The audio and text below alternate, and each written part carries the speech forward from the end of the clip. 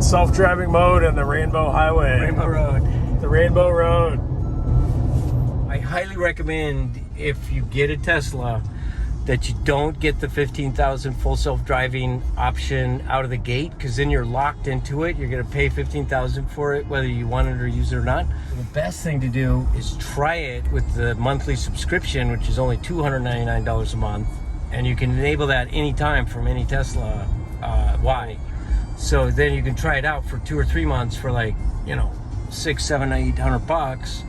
If you like it, then you can upgrade for the 15,000 and get it, or you can pay the monthly fee for 7 years for the price that it costs you to buy it outright. So to pay, if you're only going to own your car for a couple of years and you like self-driving, just subscribe to the monthly, and you'll still get it for much cheaper than the 15,000. Wow. And if you pay the 15,000 and you turn out you don't even use it because you only drive around your town and it's not very useful, then you wasted that 15,000. So definitely say no on that option, and then just try it on the monthly subscription, see if you like it, test it out.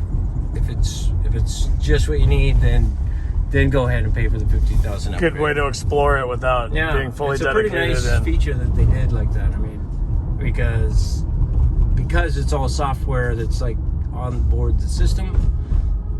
Of course, they can do that. And it's pretty smart that they made it like that, where you can subscribe monthly or buy the full feature. It's really good. Yeah, but I'm right now I'm just a monthly subscriber. I still haven't been convinced that I need it full time. I haven't ponied up for the 15 grand yet. Yeah, not yet. Because they're still upgrading it. They're still making it better. So I'll wait and see. You know, so far I think it could use some more improvements. It's kind of fun. Right. It's novelty. Yeah, definitely. But like, unless you're driving like daily. Well, guys, we hopefully you definitely enjoyed the ride in the Tesla and got to check out some of the features of the Y model 2023. Pretty much basically brand spanking new. It's got the self-drive feature along with so many other cool features. We've got the light show, the party mode. I mean, this thing's amazing. I'm totally impressed with the Tesla. I give it a double thumbs up. I don't know how you rate in the comment below, and share some of your feedback. We're interested to see what some other Tesla owners think about the Y model as well as any other models. So thanks for watching, and hopefully you enjoyed.